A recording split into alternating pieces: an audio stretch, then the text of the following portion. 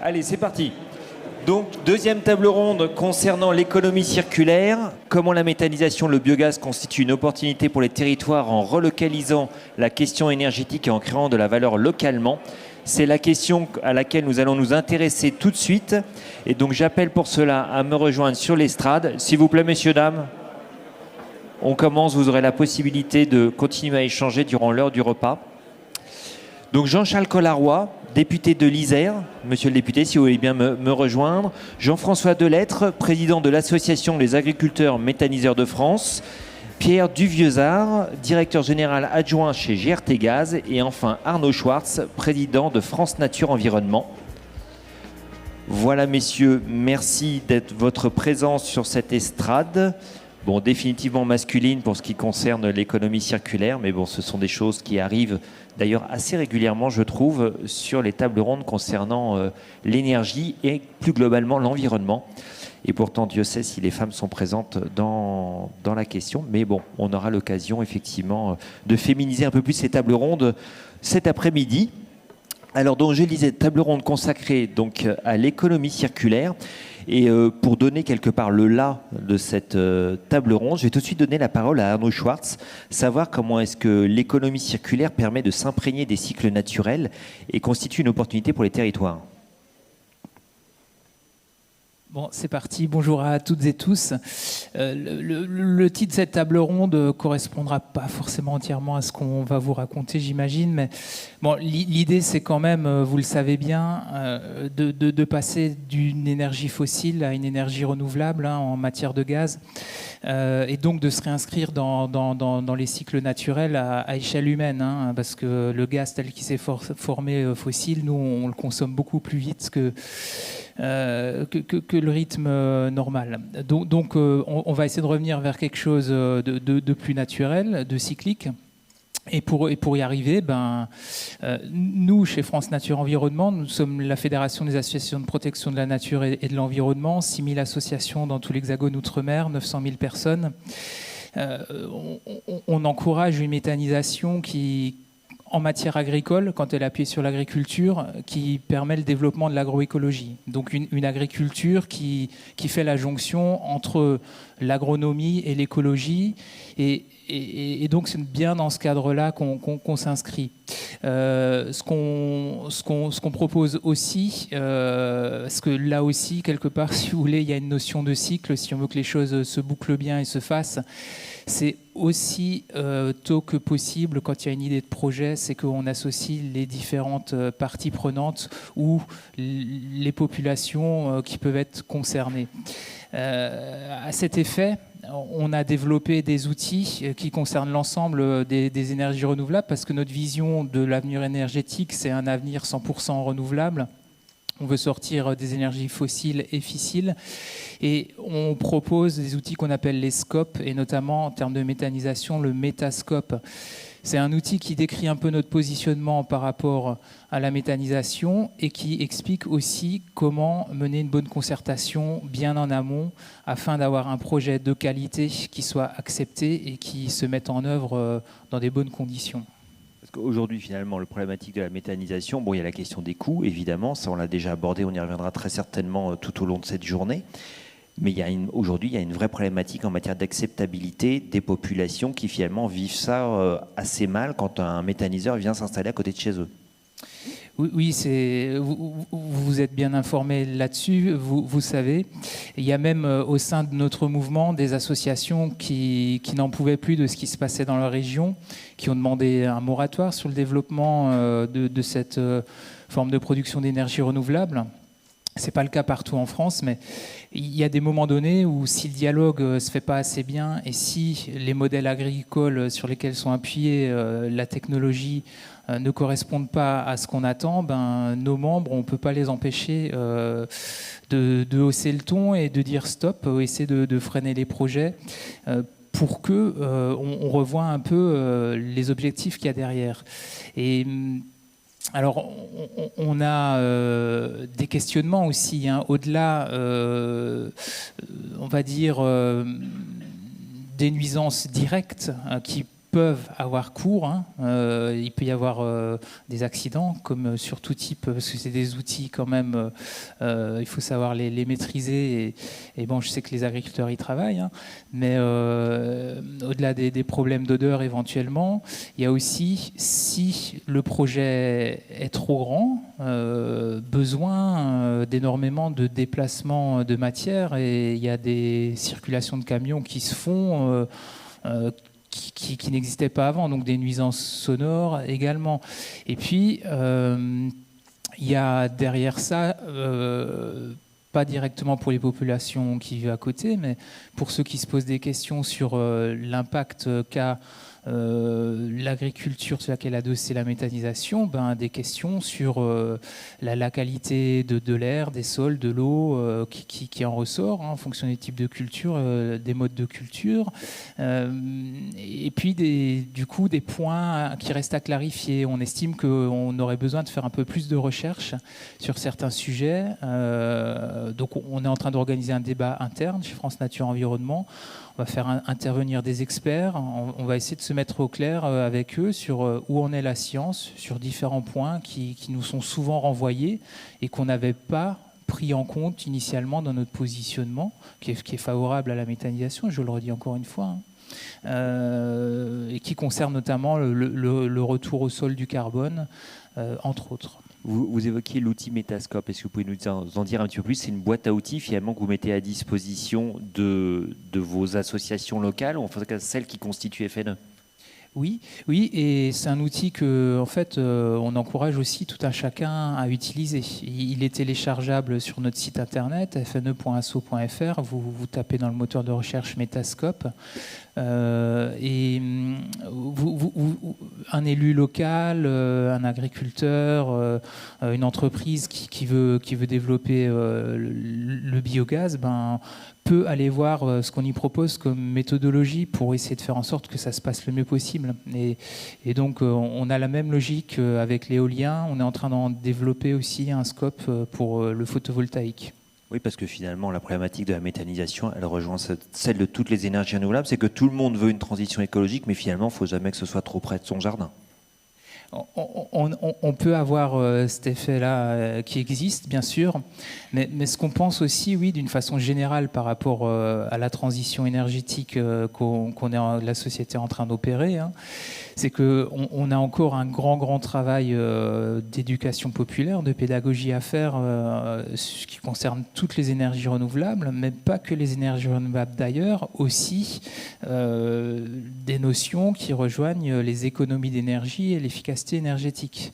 Donc il y aurait un débat de fond à mener un peu partout dans la société, que ce soit dans le cadre du monde du travail, dans le cadre de la vie extra-professionnelle, et bien sûr avec les plus jeunes, ça, nos associations le font aussi.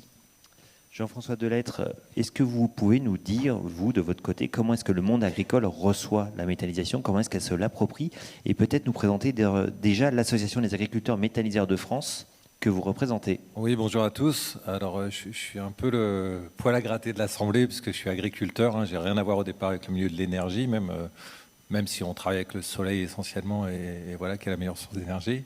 Donc, j'ai une petite présentation pour l'AMF, si vous pouvez la mettre en place. Je ne sais pas si vous avez...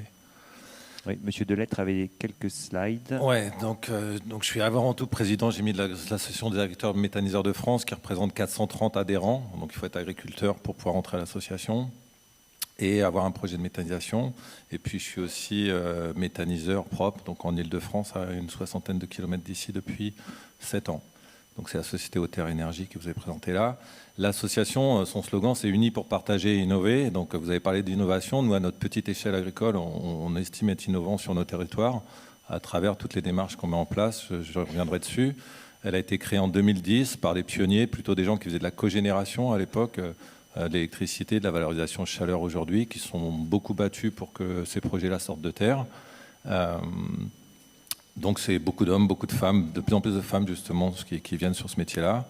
On est référent aujourd'hui technique et vecteur de professionnalisation à travers une charte qu'on a mis en place des bonnes pratiques, avec des travaux qu'on a mis avec FNE depuis très longtemps ensemble au niveau national. Et puis désormais, on pense qu'on est vraiment porteur de solutions. Donc c'est un peu mon arrivée dans votre congrès, hein, c'est qu'on est des gaziers aussi. On est apporteur de solutions, mais on reste attaché à la diversité des solutions qui sont au sein de l'association, puisque les projets vont de tout petits projets en autonomie avec un très petit chiffre d'affaires à des projets qui sont à 30, 40 gigawatts. Donc par rapport à vos problématiques énergétiques générales, chaque projet est peu important, mais multiplié, on arrive quand même à faire un petit peu d'énergie depuis des dizaines d'années, enfin depuis 5-6 ans, et nos partenaires l'ont compris. Donc aujourd'hui, voilà, on est sur les territoires ancrés à défendre les projets d'économie circulaire. Alors donc effectivement, par rapport à la question que je posais, en règle générale, les agriculteurs, comment s'approprient-ils cette opportunité? Enfin, s'agit-il d'une opportunité de leur point de vue, de votre point de vue? Alors l'opportunité, c'est celle qui vous est présentée là, c'est qu'on est dans une économie circulaire réelle, et alors on n'en a pas toujours conscience en agriculteur, donc on n'est pas toujours bon pour communiquer dessus, puisque c'est très naturel quand vous êtes agriculteur d'être dans ces cycles-là. Mais en fait, on va de la collecte des déchets, y compris ceux qui sont sur les exploitations agricoles. On a le process, donc on a appris à faire le métier qui sont liés à l'énergie, donc le process de méthanisation, le process de la transformation, de l'épuration du gaz. Et puis derrière, aujourd'hui, on s'intéresse à la valorisation énergétique, la valorisation agronomique du digesta restant une priorité pour nous, puisque c'est le fertilisant qui vient remettre l'énergie des plantes, etc., dont on a besoin pour faire toute la biomasse qui vous intéresse tous. On a une association où il y a beaucoup de passionnés, d'accord, on n'a pas du tout un truc, donc beaucoup dans l'association disent ok, les projets, c'est le petit provocation que j'ai mis en bas à droite, c'est que les projets d'économie circulaire, tout le monde en parle, mais nous on l'a fait, quoi. Donc on le fait depuis des années, et maintenant on a compris qu'il fallait le dire. Donc on est là pour vous dire que l'économie circulaire c'est une réalité avec laquelle il faut qu'on fasse, et donc ça veut dire que le modèle qui était plutôt on produit de l'énergie, on la distribue, on la vend, un modèle assez linéaire.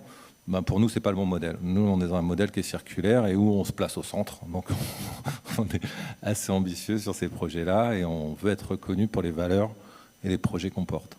Alors, les agriculteurs, on dit souvent qu'ils sont en situation de précarité. Normalement, bon, c'est compliqué en matière de revenus. Est-ce que la méthanisation, c'est aujourd'hui un complément intéressant de rémunération pour vos exploitations? Et dans quel sens ça va? Est-ce que ça va dans le sens de changement de métier? Donc en gros, on devient limite plus énergéticien qu'agriculteur? Ou est-ce qu'au final, non, ça ne reste que minoritaire et passionnel, comme vous aviez l'air de le dire tout à l'heure, s'agissant des adhérents? Alors l'association, on souhaite garder l'ADN qui est d'être agriculteur. C'est-à-dire, avant tout, il y a le retour, un gros mot qui s'appelle le digesta, c'est le fertilisant organique qui revient au sol. Donc nous, on souhaite maîtriser l'avenir des sols agricoles et c'est notre métier de base. Donc de ce fait-là, on est tous agriculteurs méthaniseurs. Et après, je vous ai bien dit que ce qui comptait pour nous, c'est pas tellement la taille de l'installation, son chiffre d'affaires, sa rentabilité, etc. C'est que l'agriculteur soit heureux dans son projet. Et donc il y a toute typologie de taille et de schéma. Il y a des gens comme moi aujourd'hui qui sont salariés de leur méthaniseur, qui en vivent et c'est un vrai complément de revenus. Et puis il y a des gens qui ont juste trouvé une solution cohérente avec leur exploitation agricole et qui le vivent très bien.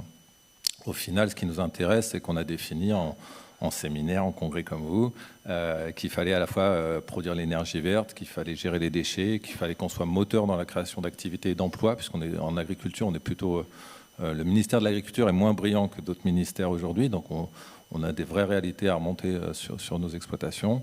Et puis après, on voit une vraie opportunité sur le fait de participer au maillage du territoire, donc d'échanger à nouveau avec tous les membres de la société civile. Le milieu agricole était en difficulté sur certains territoires. Et puis, on voit une vraie opportunité pour contribuer à la lutte contre le changement climatique, que ce soit par le carbone dans les sols et les solutions d'énergie renouvelable qu'on porte. Alors, quand on est agriculteur, on est éminemment un acteur du territoire. Comment est-ce qu'on vit le fait qu'effectivement, les méthaniseurs, parfois, sont mal acceptés par les populations locales, dont, au final, vous faites partie également? Alors on le vit mal, d'accord, on le vit très mal. Les pionniers qu'on était, on l'a mal vu parce qu'on l'avait pas du tout anticipé, d'accord. On imaginait que nos projets, d'ailleurs les premiers projets étaient plutôt passés assez facilement sur le territoire. Aujourd'hui, on a identifié un certain nombre de raisons qui font qu'on est face à ces difficultés et l'association, elle est vraiment là. Il y a un boom en ce moment sur la méthanisation avec des centaines de porteurs de projets qui sont face à ces difficultés-là, avec un diagnostic où c'est pas toujours clair, c'est-à-dire que la raison du territoire, elle n'est pas toujours claire, mais elle est là. Et les causes qu'on a identifiées, nous, c'est que, et c'est comme ça dans notre métier, on est face à 1, 2, 3 ministères différents, qui sont le ministère de la Transition écologique, ministère de l'Agriculture, sur des sujets très importants pour nous, Et puis le ministère des Finances, derrière, j'ai pas arrêté d'entendre parler des coûts. Et nous, on est là, ben non, on a aussi des services qu'on rend, on a d'autres choses qu'on fait. Il n'y a pas que le coût de l'énergie dans nos projets.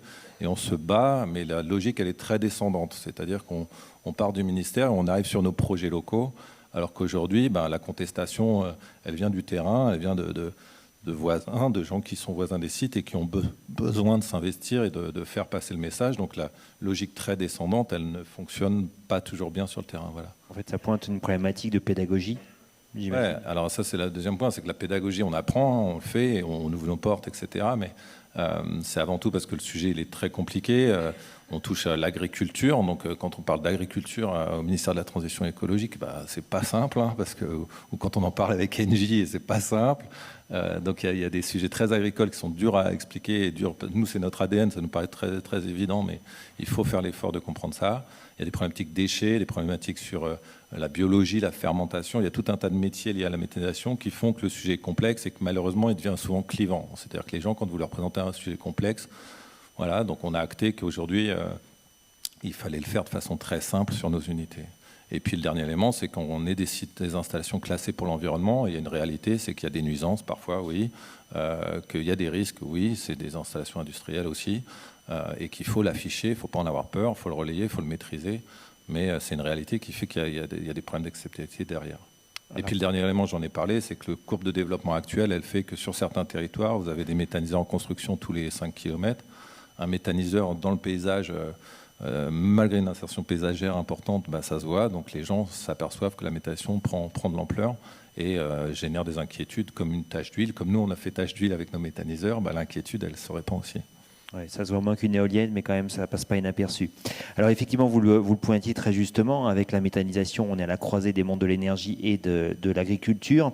Pierre Duvieuza, vous êtes directeur général adjoint chez GRT Gaz. Comment est-ce que quand on est un grand réseau de transport de gaz, on s'approprie cette question économie circulaire? Comment est-ce qu'on y participe?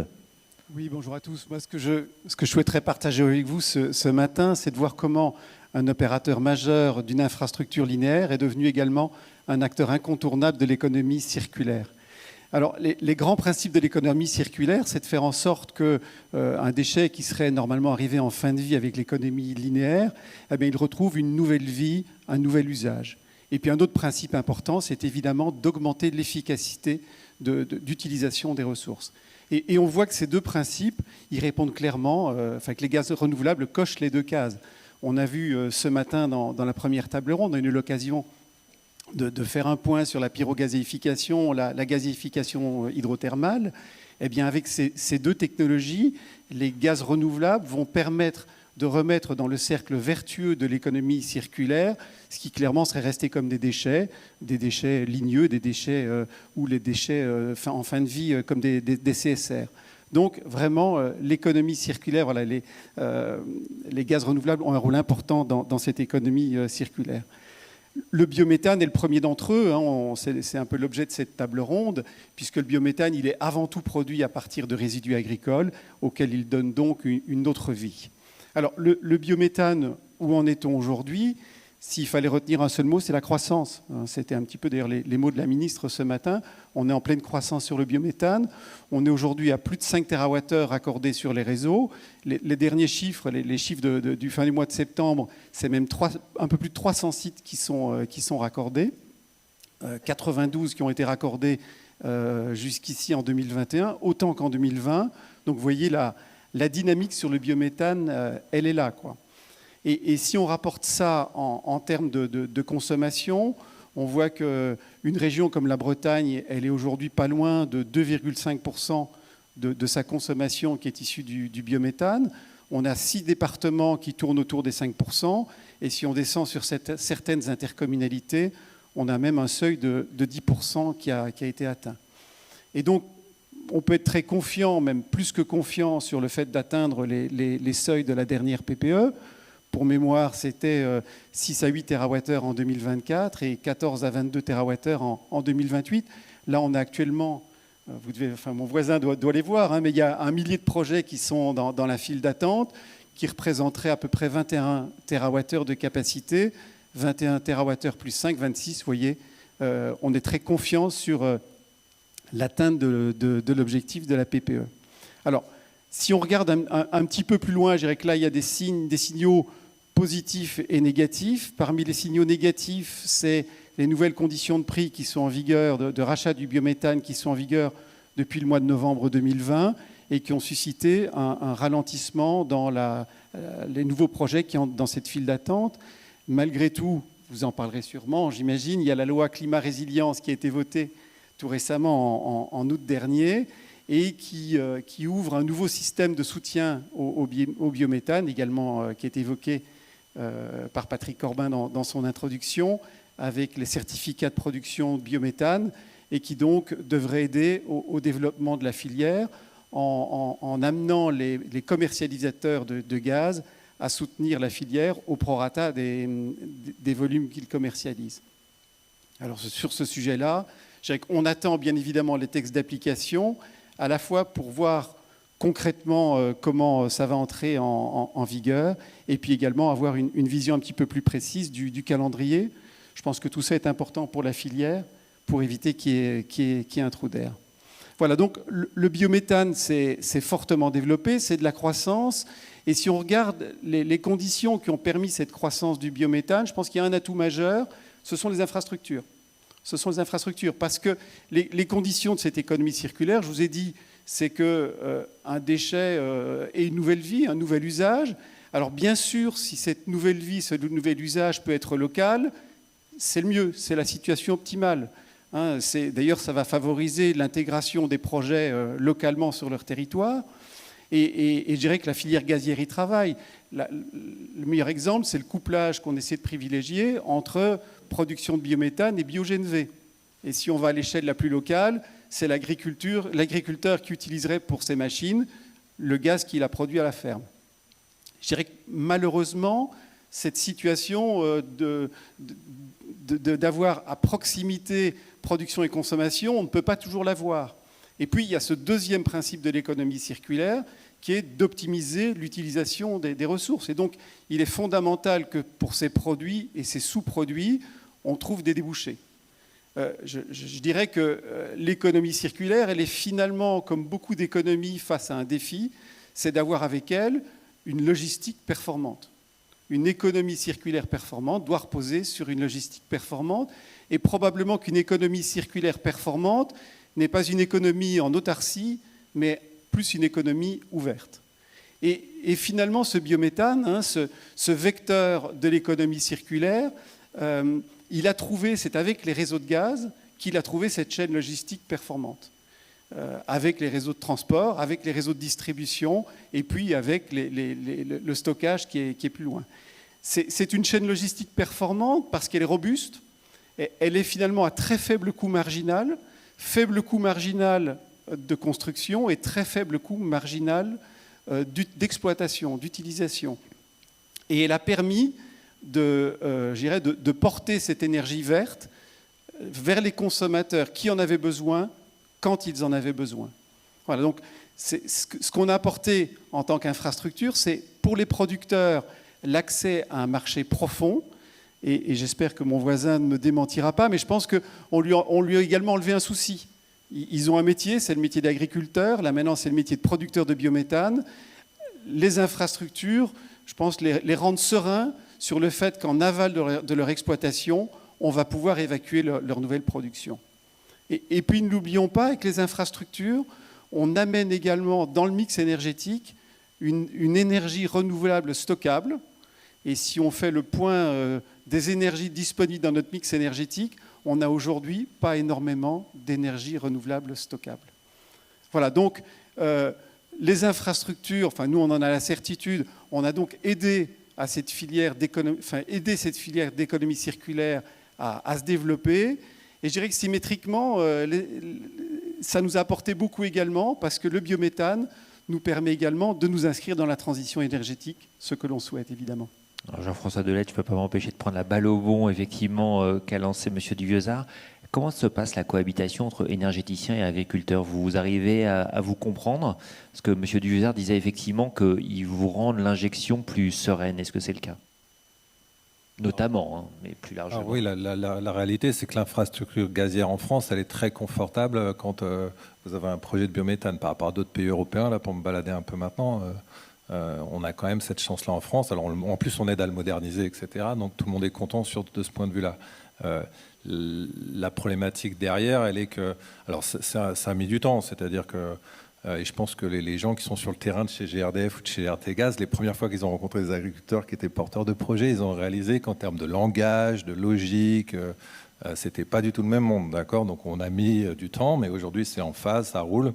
On est plutôt on coopère beaucoup. On a créé une association qui s'appelle France Gaz Renouvelable ensemble, justement pour défendre l'histoire du gaz vert à long terme. Donc on est très à l'aise sur ce sujet-là.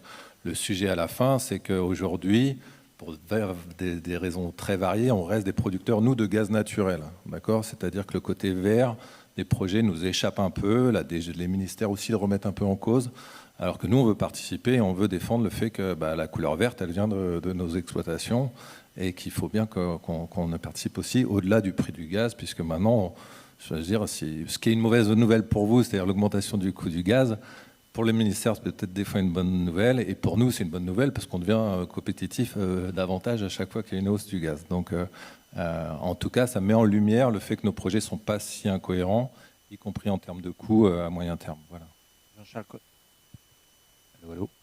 Jean-Charles Collaroy, on sent bien qu'il y a une vraie dynamique. Maintenant, la méthanisation s'est lancée. Comment est-ce qu'on peut l'accompagner pour aller encore plus loin ? Merci beaucoup pour votre invitation. Permettez-moi de saluer l'action de votre président Patrick Corbin au moment du passage de relais au sein de votre association. Vous dire qu'à l'Assemblée nationale, moi je suis un ardent défenseur de la complémentarité des énergies. Moi je ne rentre pas dans cette guéguerre entre les électriciens et les gaziers, et je pense justement qu'il faut en sortir, même si on a quelques priorités, bien sûr. La priorité première, c'est la sobriété énergétique. On le sait, pour résoudre l'équation du mix énergétique à horizon 2050, on est tous concentrés sur ces sujets-là. Il y a ensuite, bien sûr, de sortir rapidement du fioul et du charbon. Voilà, ça c'est notre priorité aujourd'hui. Et ensuite, la complémentarité des énergies et le développement des énergies nouvelles. Et le biométhane est un des enjeux. Alors, le biométhane, mais aussi, quand je parle des énergies nouvelles, on en parle assez peu, le développement des réseaux de chaleur et de froid. Je trouve qu'on le néglige trop dans l'équation. Et moi qui représente le Parlement au conseil d'administration de l'ADEME, je peux vous dire que c'est un sujet majeur que l'on suit. Alors, dans la loi AGEC, anti-gaspillage pour une économie circulaire, c'est une grande loi qu'on a votée en 2019, et finalement, moi, j'ai regretté qu'on ne parle pas assez de la méthanisation et du rôle des agriculteurs. Parce que, monsieur Delettre, vous l'avez bien dit, vous êtes vraiment au cœur de ce qu'on veut promouvoir en termes d'écologie et d'économie circulaire. C'est un enjeu de décarbonation, et effectivement, tout le biométhane qu'on pourra produire en France et permettra de se passer de gaz fossile qu'on extrait à l'étranger. Donc, c'est un enjeu de décarbonation, c'est un enjeu de production en France et donc d'indépendance énergétique, de renfort de notre balance commerciale. Et puis, c'est un enjeu d'emploi. Et en tant que responsable politique, c'est vraiment un sujet sur lequel nous devons être très attentifs. La transition écologique dans les 10 prochaines années va demander énormément d'efforts à nos concitoyens, aux entreprises et aux filières. C'est vrai pour les transporteurs, mais c'est vrai pour les agriculteurs. Et l'acceptabilité ne passera que si l'ensemble de nos concitoyens ont bien en considération que cela va profiter à des entreprises françaises et que cela va créer des emplois. Il ne faut absolument pas reproduire ce qu'on a connu par exemple avec le développement du photovoltaïque, où on a raté le fait qu'on avait un développement en France. Et ça, après, ça casse l'acceptabilité sociale des efforts que nous aurons à faire. Et entre 2020 et 2030, si nous voulons être au rendez-vous de 2050, les efforts vont être durs pour l'ensemble des concitoyens, mais pour les filières. Alors, il a été fait mention de revenus complémentaires, et c'est vrai que c'est le choix qu'on a fait en France. C'est un revenu complémentaire pour les agriculteurs. D'autres pays ont fait des choix différents. Nous avons choisi plutôt des installations de taille intermédiaire et de garder une complémentarité de revenus et de ne pas transformer des agriculteurs entièrement en énergéticiens. Ça veut dire qu'il faut qu'on soit sur une ligne de crête qui n'est pas simple, entre à la fois optimiser des installations sur le plan économique, mais à partir du moment où on a une taille intermédiaire, on peut moins optimiser que des installations qui sont plus grandes, et à la fois standardiser des installations, mais être aussi capable de s'adapter à des territoires. Donc c'est le choix qu'on a fait en France. Moi, j'y souscris, mais ça demande vraiment d'être très adapté au développement de la filière et en soutien des agriculteurs. Après, il faut qu'on porte un regard lucide aussi sur les inquiétudes qui émergent. En tant que responsable politique, on est aussi sensibilisé et il ne faut pas qu'on mette le couvercle là-dessus, il faut qu'on les regarde et qu'on les traite. C'est vrai, et vous en avez parlé, sur les nuisances sonores, visuelles, olfactives, les inquiétudes sur les flux de transport, sur la gestion des digestats, et aujourd'hui, il y a énormément de progrès qui sont faits. Et puis sur l'allocation des terres à vocation énergétique. Ça, c'est des enjeux qu'on doit traiter et il faut qu'on rassure et qu'on fasse de la pédagogie. Il faut aussi qu'on continue sur le sujet des aides financières et la visibilité des à moyen et long terme. Aujourd'hui, on a trop de changements chaque année. C'est vraiment une plaie en France, ce sujet-là, où finalement, et moi j'en prends ma part, parce que chaque responsable politique, c'est vrai dans la rénovation, mais c'est aussi vrai dans les aides aux énergies, tous les ans, on change et on rajoute des procédures. Les acteurs dans les filières, pour investir, ils ont besoin de visibilité long terme et de stabilité sur les normes. Donc on doit absolument progresser sur ces sujets. On doit faire de la pédagogie parce qu'en termes d'acceptabilité, il y a à la fois des Français qui nous disent qu'il faut faire plus d'économie circulaire, plus d'énergie nouvelle, et puis qui sont capables de se mobiliser avec le phénomène NIMBY, Not in my backyard, sur le fait que quand une installation s'installe à côté de chez eux, eh bien, ils sont capables d'aller manifester. Et donc, on doit faire face à cette schizophrénie de certains de nos concitoyens qui sont d'accord en général et puis plus difficiles quand on veut implanter localement. Et c'est pour ça que je dis souvent que les politiques de transition écologique, ce sont avant tout et surtout des politiques de justice sociale et d'aménagement du territoire. Parce que sans les collectivités locales, sans le lien avec les acteurs, sans l'acceptabilité des citoyens, on n'arrive pas à développer les projets, surtout en France avec les temps de recours.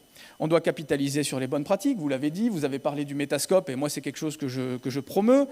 On doit continuer d'innover. Innover et former. Tout à l'heure, on avait l'exemple de Waga Énergie. On est là sur l'utilisation des déchets de décharge. Mais on doit continuer d'innover et de former parce qu'aujourd'hui, ce qui va freiner le développement des filières, c'est vrai pour toutes les activités, mais en particulier dans la transition écologique, c'est les main-d'œuvre qualifiées et la ressource. Je crois que vous avez des initiatives dans l'Association française du gaz pour développer la route du gaz. On m'en a parlé tout à l'heure. Mais voilà, ce sont des initiatives importantes parce qu'il va y avoir des secteurs qui vont perdre des emplois. Et donc énormément de reconversions à acter, des centaines de milliers d'emplois dans les 10 ans qui viennent. Donc la formation, c'est vraiment un enjeu crucial, la simplification également. Et puis, peut-être pour terminer, vous dire au niveau du Parlement, aujourd'hui il y a une mission d'information au Sénat qui est en cours sur faire un bilan sur les enjeux de la méthanisation. Je pense qu'il ne faut pas être inquiet par cette mission. Moi j'ai moins de vision puisque je suis à l'Assemblée nationale, mais ça va permettre de rebalayer l'ensemble des enjeux dont je viens de parler. Il y a eu aussi un rapport de l'OPEX dont je veux parler avec mes collègues Jean-Luc Fugit et Roland Courteau qui a été fait en 2020 sur vraiment l'intérêt des agriculteurs et toute la motivation des agriculteurs dans le développement des énergies nouvelles. Aujourd'hui, ce sont 50 000 exploitations agricoles qui participent à 20% de la production de DENR en France. Donc on voit bien que c'est un acteur majeur du développement des énergies nouvelles qu'il nous faut soutenir. Et puis, vous en avez parlé, et je crois que la ministre Barbara Pompili l'a dit tout à l'heure, les certificats de production de biogaz qui étaient très attendus par la filière, qu'on a voté dans la loi climat et résilience. Les décrets sont en cours d'être pris et puis de négociation. La vigilance, en tout cas, moi, que je souhaite avoir au niveau du Parlement et de l'application de ces décrets, c'est, bien sûr, ça va dans le bon sens, mais il ne faut pas que ça vienne remplacer ou se substituer aux aides de l'État et au soutien des pouvoirs publics à la filière. Donc, c'est du gagnant-gagnant, mais il ne faut pas que ça vienne en une diminution de ces soutiens. Merci à vous, monsieur le député. Arnaud Schwartz, tout à l'heure, j'ai entendu dans la bouche de Jean-François Delettre le mot digesta, et vous avez cité, monsieur Delettre, le fait un gros mot. Est-ce que là, on a un sujet sur la qualité de ce qu'on renvoie au sol? Est-ce que c'est encore un autre petit défi auquel fait face la méthanisation? Oui, bon, il l'a dit, hein, Jean-François, c'est des installations qui doivent être maîtrisées, qui peuvent relever de process industriels. Et bon, ce qui entre, ce qui sort, ce qui s'y passe, tout ça, ça doit être suivi de près. Il doit y avoir des contrôles réguliers. On doit savoir quelle est la qualité de ce qui en ressort et ce qu'on en fait, où on le met, à quel moment, comment on le met, et de faire en sorte que ça n'ait pas le même impact qu'ont pu avoir les petits granulés blancs, hein, ces engrais purement issus de la chimie de synthèse. C'est quoi la qualité d'un digestat en fait? Quelles sont les clés qui permettent de dire celui-ci est de bonne qualité, celui-ci ne l'est pas? Bon, là, ce que j'abordais, c'était plutôt comment on va le rendre au sol et qu'est-ce qu'il peut avoir comme conséquence ensuite.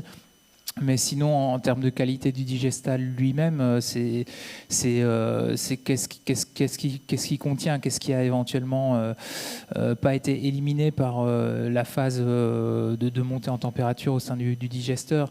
Qu'est-ce qu'il y a comme peut-être... Bon, enfin, je ne veux pas trop rentrer dans les détails là-dessus, je pense que c'est pas l'essentiel.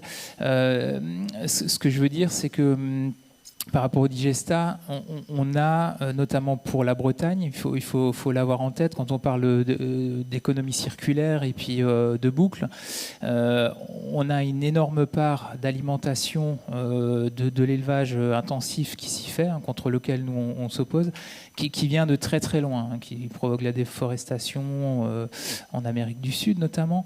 Et puis après, on se retrouve avec une quantité phénoménale finalement d'engrais qui va nous donner un peu plus tard sur les plages le phénomène des algues vertes. Je simplifie, mais il faut quand même avoir conscience de tout ça. Donc on peut pas, ce digestat, on peut pas le mettre en trop grande quantité n'importe où. Il faut, là, il y a des choses à revoir dans le modèle agricole, notamment breton, dans les formes d'élevage qu'on pratique. Et puis de toute façon, avec nos enjeux climatiques et biodiversité, et puis même santé aussi pour les humains, on a besoin c'est un sujet, on a besoin de revoir notre rapport aux animaux, notre consommation de produits animaux, peut-être aussi pour libérer de l'espace et des cultures qui vont être dédiées aux besoins de l'industrie, aux besoins énergétiques, aux végétaux qui sont consommés directement par les humains, plutôt que de faire passer ça par des élevages. Jean-François Delettre, effectivement, le digestat, le fameux gros mot, vous y voyez les mêmes causalités, effectivement, qu'Arnaud Schwartz? Qu'est-ce que vous vouliez dire par gros mot tout à l'heure en parlant de digestat? J'ai voulu dire du gros mot parce que c'est l'ironie, c'est que moi, c'était ma motivation première dans le projet. D'accord, c'était pas le business plan, c'était pas l'aventure du gaz quasiment, c'était l'accès à un fertilisant organique. Remplacer les fertilisants chimiques. Moi, j'avais des fertilisants qui étaient en termes de gaz à effet de serre catastrophiques et en termes de vie du sol. Si je vous mets le nez dans ma terre agricole, elle a beaucoup progressé grâce au digestat. Donc, ce gros mot pour beaucoup de gens, pour beaucoup d'agriculteurs. Alors, il y a des cas particuliers, effectivement, où le digestat, il y a déjà beaucoup d'effluents organiques, donc il y a un raisonnement différent, mais il y a énormément de régions en France où le digestat, c'est une opportunité magnifique pour changer ses pratiques agricoles et partir dans les transitions agricoles qu'on nous demande aussi. Donc voilà, les sujets sur le digestat, c'est plutôt sa qualité sanitaire. Donc c'est prouvé qu'il est sain, et dans la période actuelle, c'est facile à expliquer. Et puis c'est les inertes, c'est-à-dire que bientôt, j'espère qu'on triera le gaspillage alimentaire fait au-dessus, là. Et on ne veut pas de plastique, on ne veut pas de fourchette, on veut pas de... Voilà, c'est ces sujets-là qui sont dans le digestat pour que ça se passe très bien. Voilà, le sujet odeur, oui, des fois, il y a des odeurs pendant quelques heures, etc. Mais des fois, les sujets inodorants sont beaucoup plus dangereux que les sujets odorants. Donc ça, il faudra apprendre à vivre avec, et c'est les bonnes pratiques qu'on met en place. Mais ça, je ne suis pas inquiet à long terme. Patrick Duvieusart, pour revenir sur la question du point de vue des énergéticiens, effectivement, on a bien entendu tout à l'heure le rôle que pouvaient jouer les réseaux de transport et notamment les grands réseaux de transport pour développer l'économie circulaire. Qu'est-ce que ça interpelle comme manière de travailler? Quels sont les changements? Parce qu'au final, avant, vous ameniez simplement l'énergie d'un endroit à un autre. Maintenant, ça vient un peu de partout. J'imagine que ce n'est pas totalement transparent. Oui, bien sûr, bien sûr. Alors cet accueil du biométhane, il a amené chez nous une série de transformations, une série d'évolutions. Il y en a peut-être trois que je souhaiterais partager avec vous ce matin. La première, c'est le droit à l'injection. Alors le droit à l'injection, maintenant, il fonctionne bien, mais il nous a amené, nous, transporteurs, à bien travailler avec les distributeurs, sous l'ombrelle de la Creux, pour travailler le plus en amont possible, pour définir les meilleures manières d'accueillir les nouveaux projets. Et ça, je dirais que c'est gagnant-gagnant pour les producteurs, les candidats producteurs. Le plus en amont possible dans leur projet, ils sont assez confiants sur le fait qu'une solution sera trouvée pour qu'ils puissent se raccorder au réseau.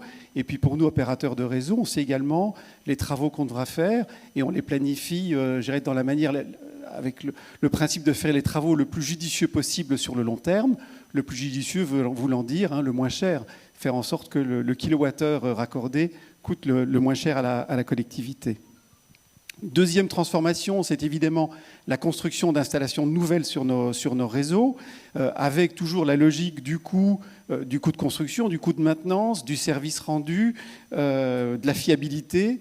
Et donc parmi ces installations, il y a évidemment la première, ce sont les postes d'injection. Là, l'enjeu actuel, c'est de poursuivre l'industrialisation de leur construction et de leur installation. En 2020, nous GRT Gaz, on en avait installé 9. En 2021, on en est déjà à 18, avec une baisse des coûts et une augmentation de la fiabilité. Puis il y a évidemment la recherche de solutions innovantes et sur mesure pour trouver des solutions au raccordement. Un exemple, c'est à Massé dans l'Orne, où on a déployé du polyéthylène, en jouant évidemment sur les pressions de raccordement. Qu'est-ce que ça a permis ?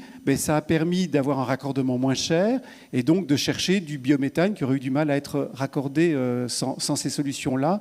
Et voilà, on a des projets similaires en Bretagne notamment. Et puis, pour compléter ça, on a évidemment un troisième type d'installation qui sont les rebours.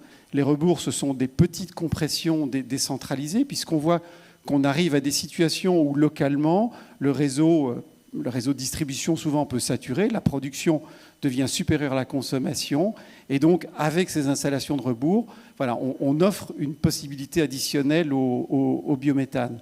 Alors on en a 5 qui sont en service aujourd'hui, mais on en a 32 qui sont à l'étude. 32 projets, c'est à peu près 100 millions d'euros d'investissement dans les 3 ans qui viennent. Voilà. Et puis ensuite, troisième transformation, c'est la manière dont on conduit le réseau. On a maintenant de plus en plus de points d'injection du gaz dans le réseau, le plus en aval d'ailleurs dans le réseau, ce qui nous amène à imaginer des flux bidirectionnels. Là où on était historiquement en flux monodirectionnel, on est passé en flux bidirectionnel.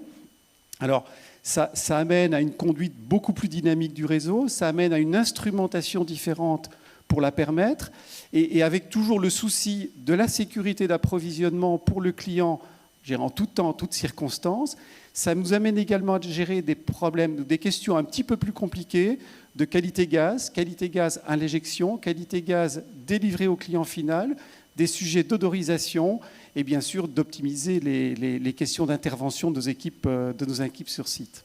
Jean-Charles Collaroy, avant que l'on ne passe la parole à la salle pour prendre quelques questions, tout à l'heure, lors de la première table ronde consacrée au coût de l'énergie, il a été dit quasiment en conclusion, avec la flambée des coûts actuels, le biogaz a peut-être un coup à jouer. Bon, en tout cas, c'est comme ça que je le résume.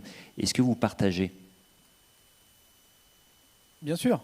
Je partage, mais j'ai un petit point d'inquiétude, et là je parle aussi sous le contrôle du président Carinco, président de l'ACRE, que je salue, c'est qu'il ne faudrait pas, pour la filière du gaz en général, qu'on passe sur de l'énergéticien bashing.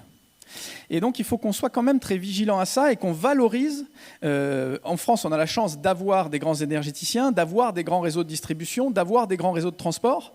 Donc collectivement, il faut qu'on soit très prudent sur ce sujet-là.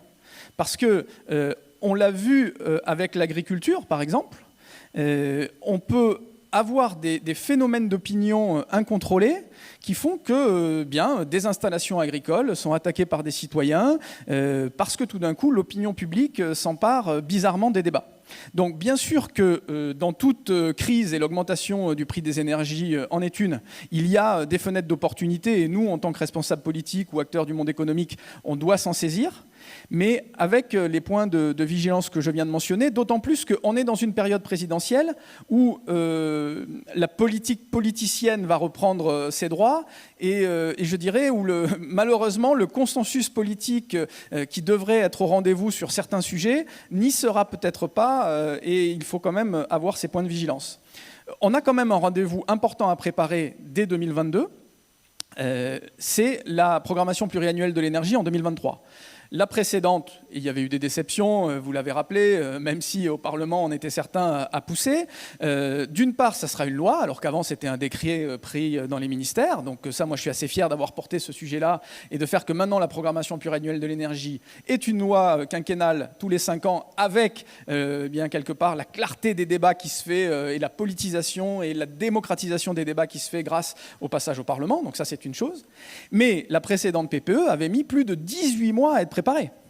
Donc là, si on parle de 2023, et si on ne veut pas prendre trop de retard, c'est vrai sur le nucléaire, avec des grands sujets quand même, mais c'est vrai aussi, chacun des acteurs des filières concernées attend la PPE, eh bien, il faut la préparer dès 2022, et ça ne va pas être simple dans un contexte de présidentiel. Donc ça, c'est un enjeu que j'ai en tête. Et puis quand même, quand vous parlez de l'augmentation des prix des énergies, je pense qu'on est tous conscients du sujet de la précarité énergétique. C'est que certes, ça peut avoir des effets favorables sur le renfort de compétitivité des énergies nouvelles, sur les sommes que l'État pourra investir dans les nouvelles filières. Mais aujourd'hui, on a encore, je crois, 3,5 millions de foyers qui vivent dans la précarité énergétique. Le chèque énergie, ça concerne 6 millions de personnes. Par exemple, moi je suis très attentif au fait qu'il y a encore 10% des gens, alors même que c'est simple, qui ne l'utilisent pas. On parle de 500 000 à 600 000 personnes qui reçoivent pourtant un chèque et qui n'utilisent pas ce chèque alors qu'elles en ont besoin. Et l'augmentation des prix des énergies, c'est bien plus que les 100 € que nous allons donner là en novembre.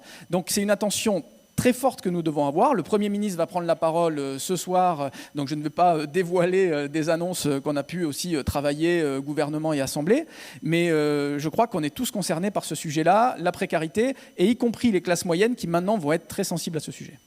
C'est dommage que vous ne dévoiliez pas, on aurait été intéressé de les connaître avant l'heure. Alors, y a-t-il des questions dans la salle, maintenant que nous avons effectivement bien discuté entre nous sur l'estrade ? Tout à l'heure, malheureusement, en fin de table ronde sur l'innovation, on n'a pas pu en prendre. Là, s'il y a une ou deux questions qui se font... Non, pas de questions? Tout est clair? Ah, ne soyez pas timide, hein. C'est toujours un peu compliqué, je sais, dans la salle, de lever la main, de prendre la parole. Non, décidément pas? Eh bien, écoutez, ce ne sera pas faute d'avoir insisté pour vous proposer de prendre la parole. Ben, écoutez, merci à tous. Manifestement, vous avez été extrêmement clairs s'agissant d'économie circulaire et de biométhane. Merci à vous tous.